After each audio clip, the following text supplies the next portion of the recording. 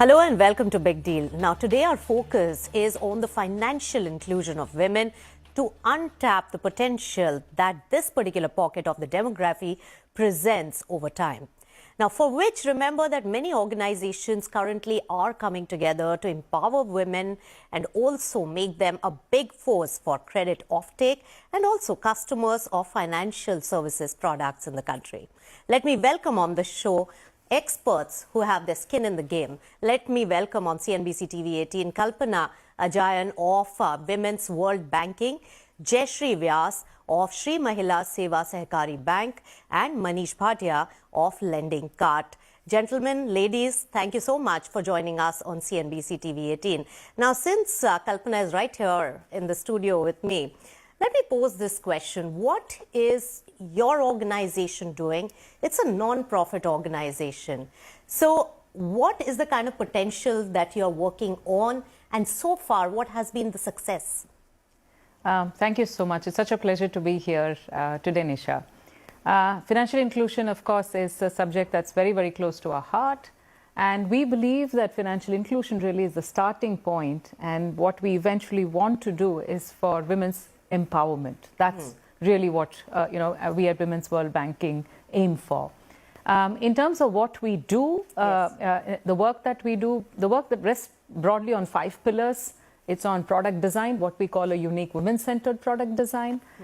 We have, and that is so that financial service providers actually see the value in investing in the women. So that's the the women-centered design part of it.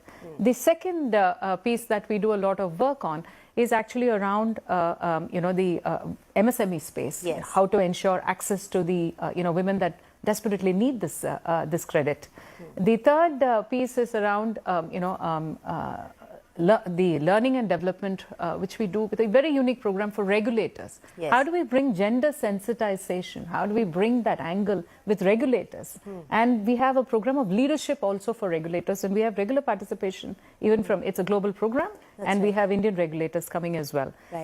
We have a small fund which invests in women-run and women-centered enterprise. And the last piece, of course, is that we can't do this all alone. We need everybody to participate. And so a lot of work is done on insights that we get from research, which then pushes the fulcrum on the advocacy piece, and the thought leadership piece on women and financial inclusion. In India, it's savings-led, where we do the work with public sector banks, large public sector banks. We do the work on the credit-led piece with people like SIDBI, who are the apex players in this area.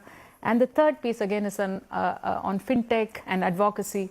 People like Manish, who's here in the panel with Sewa Bank, and equally with organizations like Reserve Bank of India, Innovation Hub, etc. And Bank of Baroda also, you have a tie-up. It's a very big tie-up. Okay, so many aspects which I'm very interested in knowing more about, Kalpana. But let me first take it to Jayshree, who's joining us from Ahmedabad. So Jayshree, one of the pioneers when it comes to women-centric and especially empowering women from the lower strata when it comes to self-employment. Tell us about your success rate so far when it comes to the cooperative bank, Sewa Bank, and also what is the corpus that you're dealing with currently?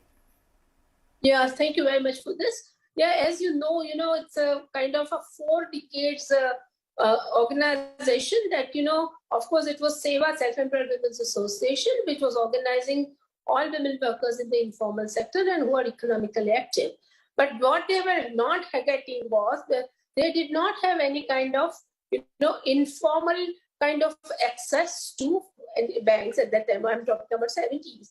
And what was happening was that they had to borrow from a very money lenders at very high rate of interest. They didn't have their own tools. They were using rent for this and giving lots of capital to interest to all the money lenders. And that was the time when these women decided that we should start our own bank. And that's how these 4,000 self-employed women, they distributed their 10 rupees per everyone. And we started a bank, cooperative bank for these women, especially for these women. So that was the first thing. And at that time, we didn't know, we didn't have any blueprint and anything else. But what we understood was that we wanted to help these women to come out of the debts, higher debts. And we also wanted to help them to help them to increase their whatever tools and other activities which they were doing. And this was the time, I would say, that we also helped them to save anyway 5 rupees, 10 rupees, but they were also started saving in formal saving in formal sector. So this was something which I thought at that time, even the financial inclusion concept was not there.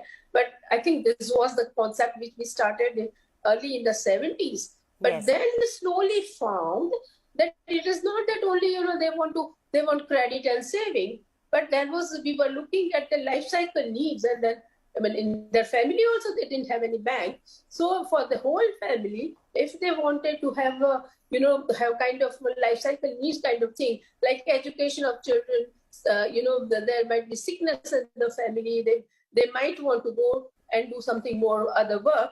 So they didn't have it. So this is what we started that, okay, there should be, of course, there should be saving, but different types of products and savings. Of course, we should also bring in insurance, and we should also bring in pension.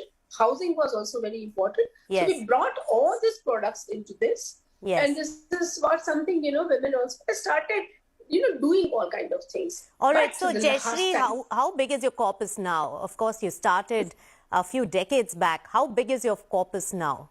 Yeah, it's around 700 crores. And this is because it's not that, the turnover is always high, but women are ready, as they are saving and then withdrawing, saving and withdrawing. That's something which we have always seen. So even the first woman has given, maybe we have given 16 loans to this women, but still, they're also the same thing. Smaller one, then this a little bigger, little bigger, little bigger. Right. So, I think our turnover is more, but our, corpus is 700. All right. So Jayshree, but this is all. Yeah, that 700 crores is not a small, sum by all means, because you're just concentrated in one state, and we are talking about just one region. Now, Manish, you heard the two ladies talk about their experiences, but there is business to be made from this particular demography, really coming in, getting empowered, and credit offtake being done. How are new age lending companies like yourself, who's focused at MSME, really looking at this and trying to untap the potential from this aspect? Sure. First of all, Nisha, thanks for having me on this program. So overall, if I just step back a little bit, right, and from a foundational standpoint, there are these three: Jan Dhan, Aadhaar, and mobile has actually led to over 400 million underserved Indians to actually get included in the financial ecosystem. Now, out of which obviously there's a big portion of that that's actually going to women. Now, if I look at MSMEs, right, out of the 63 million MSMEs in India, about 20% of them are registered to women entrepreneurs. And, if I look at day-to-day business as usual, about 5 to 8% of them actually come through the door.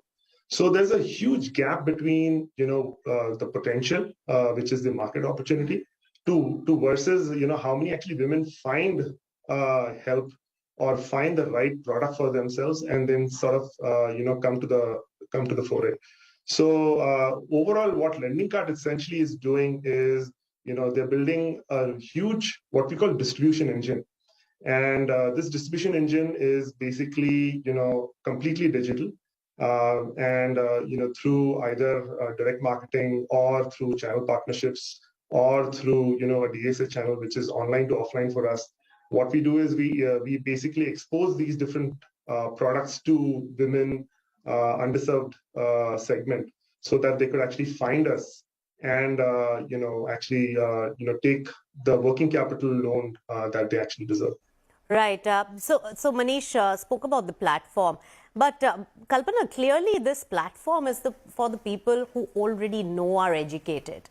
But I'm sure your organization is doing a lot to reach out to women who may have the need but do not have the understanding as well as the education, financial education.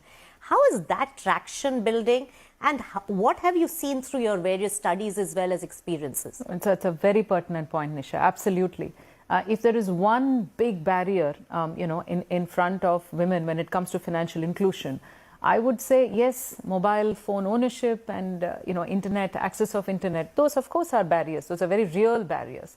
But even if I do have, and if I'm somebody from a lower middle income category, and I do have a phone and I do have internet, I have huge barriers, which actually come in the way of, there's a trust issue. I don't trust this. I mean, why would I want to do transaction with somebody that I don't know, I don't see, etc., etc. Second, this is just the means. I mean, the research when we did that in the urban markets, in 3 urban markets and rural market with Bank of Baroda in the interiors of Uttar Pradesh, revealed very, very clearly some of the issues that she felt was very real for her. She felt that the banks were not for her. Bank is for rich people. Me with my small money, with my small amount. It could be intimidating. So what is the solution to that? And you spoke about banking correspondence. Exactly. You've done a lot of work on that. Absolutely. So we said, okay, bank branches may be intimidating, which is precisely why there are banking correspondents. But really, was there gender sensitization with the banking correspondents? Not so much.